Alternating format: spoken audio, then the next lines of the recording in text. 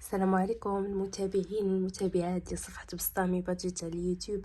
مرحبا بكم في فيديو جديد. اكيد كنتشاركوا فيه شي حوايج هكا اللي كتكون مفيده لينا وليكم في اي حاجه كتكون متعلقه بالوعي المالي.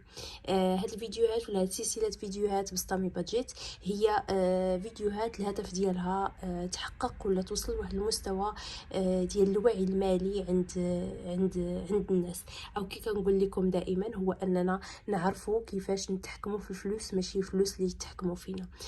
خصوصا في هذا الزمان كي كنقول لكم صعيب بزاف انه نلقاو ناس كيعرفوا يسيروا فلوسهم ولا انهم يعرفوا ينظموا المدخول المادي اللي تيكون عندهم، حيت ماشي اي واحد كيعرف هذه المهاره وماشي اي واحد كيعرف انه يطورها.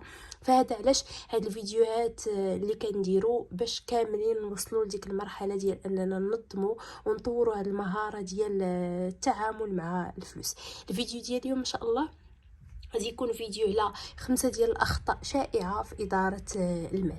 الناس اللي كيكونوا كيتعاملوا مع الفلوس اكيد انهم تيديروا اخطاء كثيره، وانا وحده من الناس اللي كنت كندير هاد الاخطاء هذه قبل، ولكن ما فيها حتى باس اننا نعرفوا هاد الاخطاء هذه ومن بعد اننا نتداركوها ولا اننا نتجاوزوها. هاد 5 ديال الاخطاء اللي بغيت نهضر لكم عليها اليوم هي مزيان انكم تعرفوها وفي نفس الوقت تعرفوا حتى الحلول ديالها، لان الفيديو ديالنا اليوم غادي يكون اننا غنحددوا هاد الاخطاء تعرفوها شنو هي، ومن بعد نهضروا على اشنو هما الحلول اللي ممكن اننا نتجاوزوا بها هاد الاخطاء هذه اللي كنديروها في التعامل ديالنا مع الفلوس.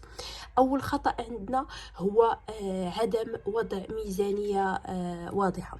بزاف ديال الناس تيتعاملوا مع الفلوس بواحد الشكل اللي هو عشوائي، ما تيعرفوش انهم يخططوا لفلوسهم، يخططوا كيفاش يصرفوا فلوسهم، وهذا اكبر خطا كيخلينا اننا كنطيحوا في القر ديال الشهر وتنقولوا باننا ما بقاش عندنا ما نصرفوا ولا ما بقاوش عندنا الفلوس ما بقاتش فيهم البركه.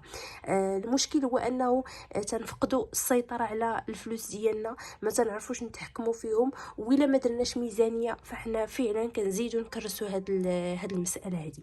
فالحل اللي غادي نعطيه لك هنايا هو في بدايه كل شهر كيدخل لك واحد المدخول، واحد الفلوس معينه محدده نتوما تعرفوها شحال، كل واحد شحال كيدخل ليه ديال الفلوس. تهز ورقه وستيلو وتحط 3 ديال الحاجات قدامك. اشنو هما المصاريف الثابته اللي كنحتاج انني نخلصها، سواء كان كرا كان مدرسه كان ما ضو ماكله، المهم المصاريف الثابته نحطها كل حاجه نعطيها حقها بالمبالغ هكا. مثلا كنحتاج 800 درهم في الكرا ولا كنحتاج 1000 درهم في الكرا كنحطها وانا غادي بهذا الشكل هذا. ثاني حاجه نحطها هي المصاريف ديالي الشخصيه، شحال كنحتاج انا مثلا في المصاريف ديالي اللي كنحتاجها في الشهر، سواء كان حمام كان خروج كان شي حوايج اللي كنبغي نتقداها لراسي، دونك نحط انايا هاد المصاريف الشخصيه. عاد ثالث حاجه نحط واحد المبلغ من هاد الفلوس هذه اللي كتدخلني نحطها للادخار ونعتبرها فلوس ما كايناش ولا نتعامل معها انها اصلا ما دخلتنيش هاد الفلوس هذه. فهكا كيكون باين ليا اشنو اللي غنصرف واشنو اللي غادي نوفر من هادوك الفلوس ديالي.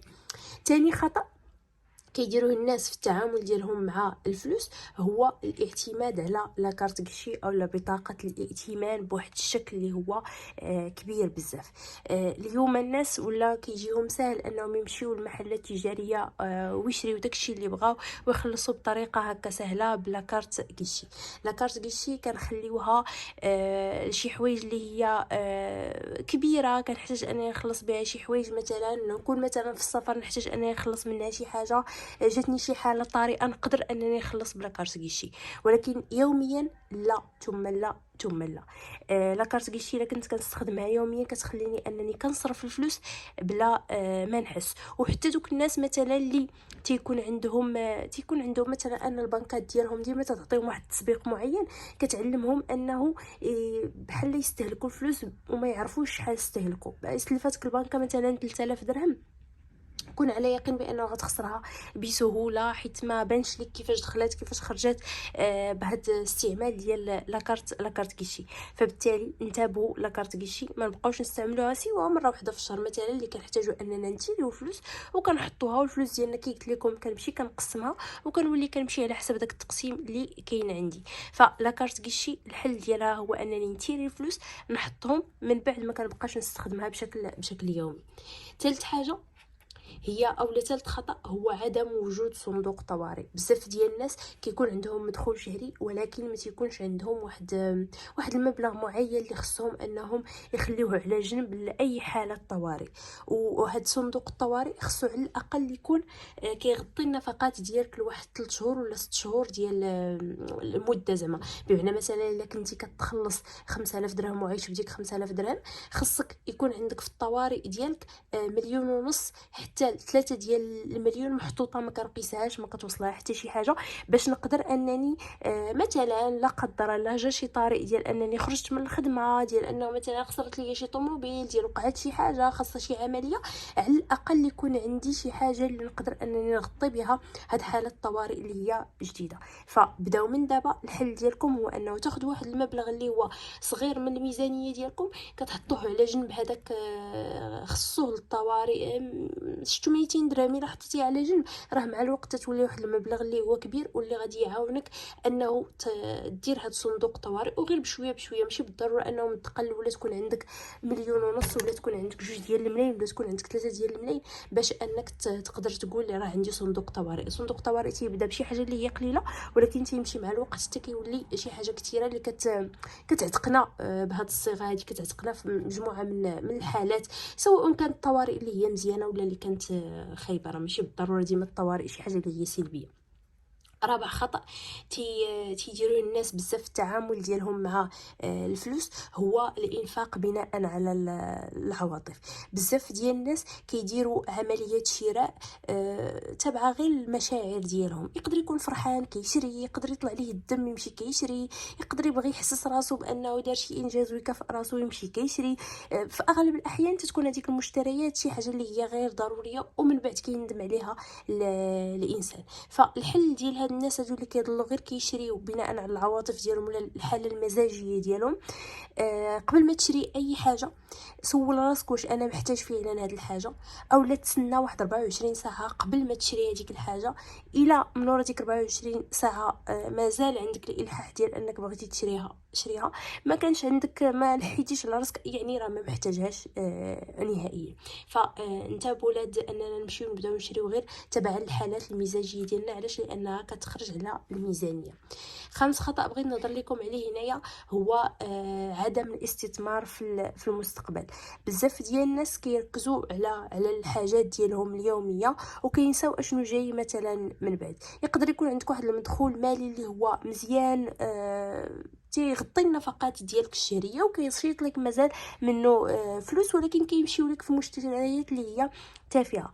فردوا البال انه هذوك الفلوس اللي كيشيطوا لك علاش لا ما ندخرهاش مثلا للمستقبل، نخليها مثلا للتقاعد ديالي، ندير لها واحد الهدف. مثلا عندك ابناء بغيتي تقريهم مزيان، بتقريهم على برا ولا شي حاجه خاصك الفلوس، فلهذا هذاك الفلوس اللي عندك قليله كتشيط لك على جنب، خليها تجمع واحد الوقيته تقدر انك دير بها شي استثمار معين اللي تقدر تستافد منه في المستقبل. واحسن استثمار هو اللي كيكون مرتبط بالعقار. الا قدرتي انك تجمعت تاخذ واحد العقار معين، راه مع الوقت نتوما عارفين العقار ديما كيتزاد المبالغ ديالو.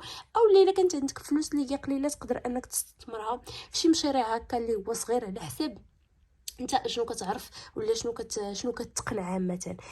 وبزاف ديال الناس دابا خصوصا ولاو كيديروا مشاريع في السوشيال ميديا، كيبيعوا كيشريو في السوشيال ميديا. هذه حاجه اللي هي زعما مطلوبه وكتمشي زعما بعيد وكتدخل الناس بزاف ديال الفلوس. هادو هما 5 ديال الاخطاء اللي بغيت نهضر عليها اليوم في التعامل مع الفلوس. الا رديتوا ليها البال ورديتوا البال هذوك الحلول اللي عطيتكم فاكيد انه غادي تقدروا تحسنوا الوضع المالي ديالكم بواحد الشكل اللي هو كبير، وغتقدروا انكم تحسنوا المهاره ديال اداره المال وتطوروها، وتقدروا من بعد توصلوا لديك المرحله ديال انه نتوما تحكموا في الفلوس ماشي الفلوس اللي يتحكموا فيكم.